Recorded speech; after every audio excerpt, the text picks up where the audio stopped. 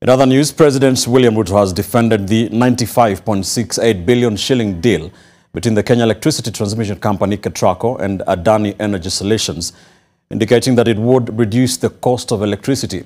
Ruto has also rallied other investors to engage the government in such public-private partnerships, indicating they would save the government from concessional and commercial loans that burden taxpayers. NTV's Ruth Sarmoei-Chesenge reports that the cost of the KETRACO-Adani Energy Solutions deal rose by more than double is not a refutable fact, but that is the list of concerns by President William Ruto. The president says 5 energy projects to be undertaken by Adani Energy Solutions at a cost of 96 billion shillings for a 30-year period would lead to reduced electricity prices. The Adani Group are investing in the transmission line. Their money, 95 billion. We would have otherwise gone to borrow that money, burden the people of Kenya. We will pay for that transmission line using a wheeling charge that has been negotiated. And it is important for us as a nation to appreciate that a partnership between public and the private sector gives us a win-win outcome. The projects will include the construction of about 400 kilometers of high-voltage transmission lines connecting different parts of the country, as well as the building of new substations.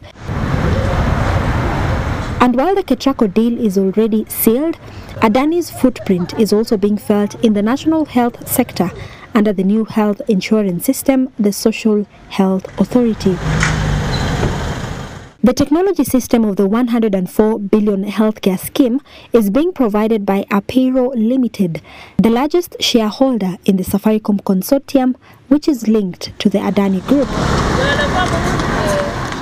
Similarly, Adani Group is negotiating a 258 billion shillings deal to lease and operate the Jomo Kenyatta International Airport for 30 years, a matter that is currently active in court.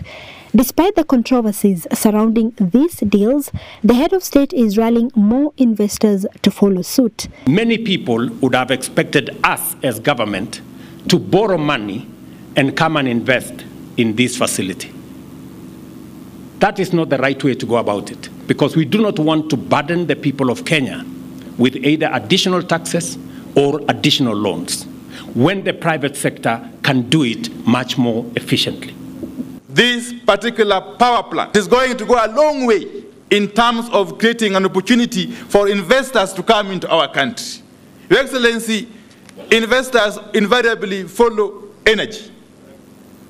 And not just energy, but affordable and reliable energy.